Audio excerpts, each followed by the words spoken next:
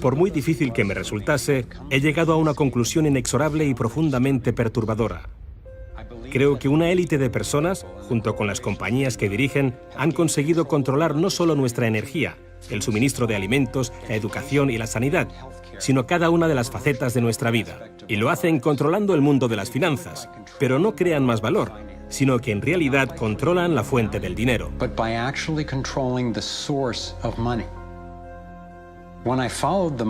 Cuando seguía el dinero, vi que me arrastraba a la cima de una pirámide. Aquí estamos en la base de la pirámide con nuestro día a día. Por encima de nosotros está el gobierno, personas a las que se les ha otorgado un monopolio de poder y lo usan para imponernos impuestos y controlarnos, estemos de acuerdo o no. Pero ¿quiénes los controlan a ellos? En el siguiente nivel nos encontramos a las compañías. Muchas personas opinan que hoy en día son ellas las que gobiernan el mundo, y no los estados nacionales, y lo denominan corporatocracia. Para conseguir los recursos mundiales y controlar los mercados, esta corporatocracia debe tener acceso a dinero barato. Las grandes corporaciones obtienen sus préstamos a un interés especial de los grandes bancos, lo que significa que aquellos que controlan los grandes bancos, la élite adinerada, son los que en realidad controlan las corporaciones. Mientras seguía el dinero me di cuenta de que casi todas las ideas que tenía acerca del capital no son ciertas. Es curioso el hecho de que nos planteamos muy pocas preguntas sobre cosas cotidianas, como por ejemplo, cuando vamos a un banco y pedimos un préstamo de, digamos, $50.000 o 50.000 libras. ¿Qué pasa en realidad? Veamos. Muchas personas viven la vida basándose en unas ideas que se alejan mucho de la realidad. Lo que en realidad pasa es que si pides 50.000 libras, escriben que en tu cuenta hay 50.000 libras. Eso es todo lo que hacen. No acuñan monedas ni imprimen billetes. No recurren a ningún metal precioso. Simplemente escriben en una pantalla de ordenador que tu cuenta tiene 50.000 libras. Desde ese momento, empiezas a pagar intereses sobre una cantidad de dinero que nunca ha existido, que no existe y que no existirá. Resulta que los bancos prestan unas 9 veces más dinero que la cantidad que en realidad guardan en sus cámaras. Y esto es posible gracias al préstamo conocido como reserva fraccionaria. Funciona de la siguiente manera. A la Reserva Federal, o al Banco Central de cualquier país, se le permite determinar la cantidad de dinero que un banco debe tener en sus reservas. En los Estados Unidos, ahora mismo es más o menos un 10%. Así que si depositas $10.000 en el banco separa el 10%, es decir, $1.000, y luego opera en el mercado con el resto. Por ejemplo, ahora llega otra persona al banco y pide un préstamo de $9.000 para comprarse un coche. En ese momento, el banco presta $9.000 del depósito que tú habías creado. Los $9.000 desaparecen. Entonces, la persona que solicita el préstamo paga al vendedor del coche y éste ingresa la cantidad en otro banco que forma parte del mismo sistema bancario central. Estos $9.000 se consideran un nuevo depósito y así continúa el proceso sucesivamente. El dinero se vuelve a depositar y se vuelve a prestar hasta que el depósito inicial de $10.000 se convierte en $100.000. El sistema bancario acaba de crear $90.000 simplemente prestando el dinero. Aparentemente todo empezó con los orfebres del siglo XVII, cuando la gente acudía a ellos para comerciar con oro. El oro era muy pesado para llevarlo de un sitio a otro, así que la gente comenzó a guardarlo en cámaras y comerciaba con recibos. Aquellos recibos fueron los primeros billetes. Como solo unos pocos retiraban su oro en momentos determinados, los dueños de las cámaras, básicamente los nuevos banqueros, empezaron a crear recibos de oro que en realidad no tenían. Entonces prestaban esos recibos y les aplicaban unos intereses al dinero prestado, al oro, que en realidad no tenían. Así nació nuestro sistema de reserva fraccionaria. En este sistema, los banqueros consiguen hacer dinero de donde no hay nada, mientras que el resto de nosotros tenemos que trabajar para ganárnoslo. Esto ha provocado una forma moderna de servidumbre donde la masa de la sociedad trabaja para pagar su deuda con los bancos.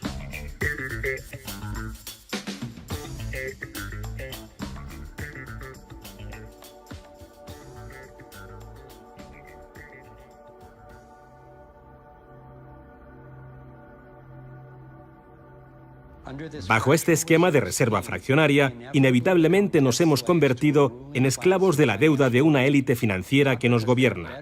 no porque sean mejores o más inteligentes que nosotros, sino porque han manipulado el sistema para beneficiarse de una gran parte de la gente de este planeta. Catherine Austin Fitts es experta en este tema. Fue ayudante del Departamento de Vivienda y Desarrollo Urbano de Estados Unidos bajo el mandato del presidente George Bush Sr. y luego asesora de la administración de Clinton. Imaginemos el juego del Monopoly. Ahora quieres comprar el Paseo del Prado. Lo que puedo hacer continuamente es imprimir dinero, darme más y más dinero, disminuir el valor de tu moneda al imprimir cada vez más. Da igual lo duro que estés trabajando o el éxito que tengas. Al final, siempre te puedo comprar y no me cuesta nada. Pero ¿cómo se explica que si vosotros o yo mismo fabricamos billetes, se nos acuse de falsificación? Pero si lo hacen los bancos, entonces sea un incremento de la masa monetaria. ¿Cómo han conseguido los bancos este poder? Esto es Jekyll Island, donde en 1910, representantes de los Rockefeller, los Rothschild, los Morgan y otros banqueros privados se reunieron en secreto para preparar la legislación que crearía la Reserva Federal.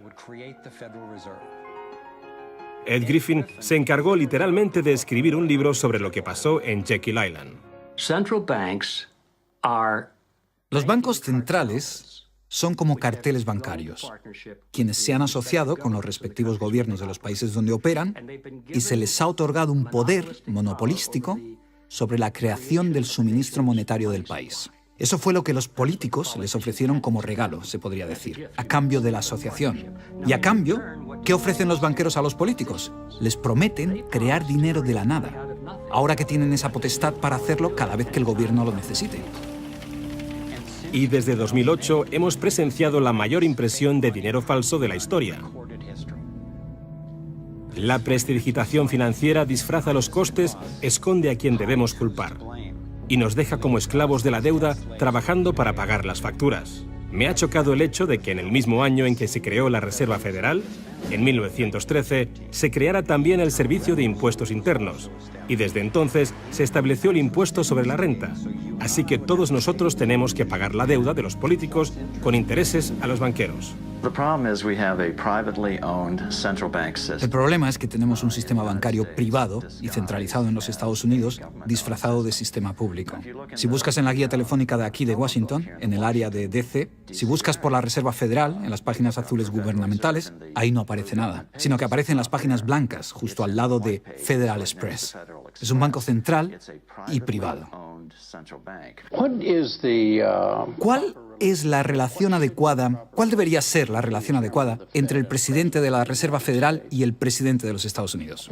Bueno, primero debemos dejar claro que la Reserva Federal es una agencia independiente. Y eso significa, básicamente, que no existe ninguna otra agencia del gobierno que pueda anular las acciones que emprendemos.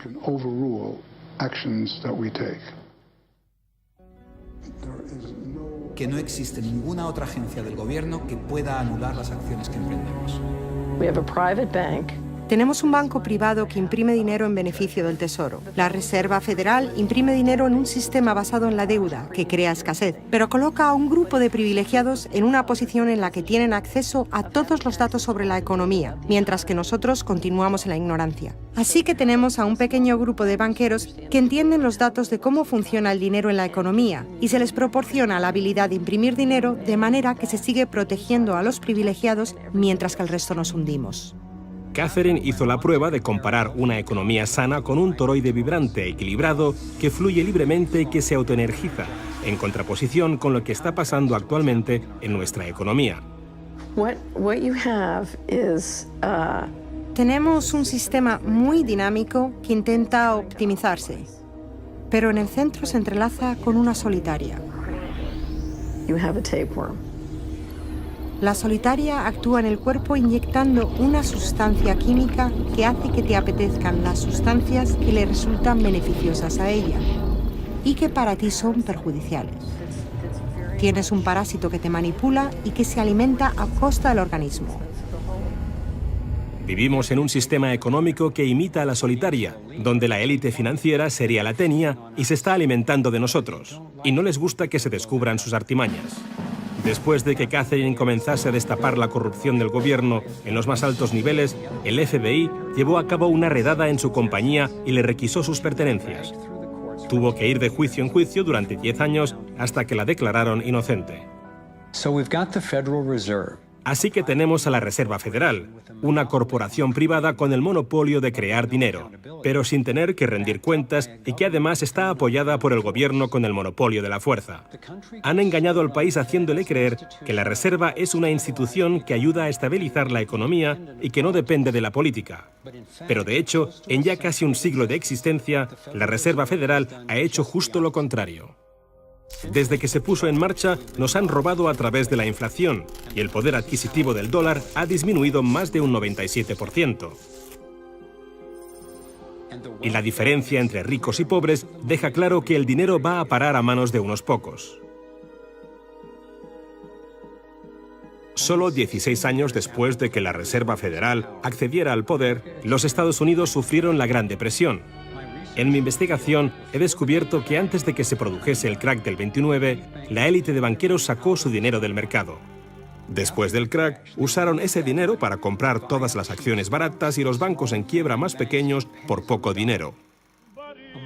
Entre los banqueros que consolidaron su fortuna de esta manera, encontramos a los Rothschild, los Rockefeller y los Morgan. Un caso similar sucedió con el colapso financiero de 2008, en el que de nuevo se volvían a beneficiar los mismos banqueros. En los años previos al colapso, los mayores bancos, incluyendo Bank of America, Citigroup y Chase, todos ellos controlados por los Rothschild, los Rockefeller y los Morgan, se forraban y comerciaban con préstamos basura cuyo dinero sabían que no iban a poder recuperar. Es como colocar unas naranjas podridas en una caja y venderlas como si fuesen de la mejor calidad.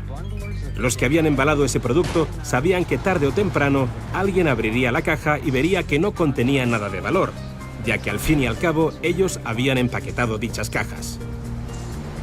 Cuando las naranjas podridas, lo que conocemos como créditos basura, los derivados y las coberturas por incumplimiento crediticio se descubrieron finalmente, acabó por afectar a todo el mundo.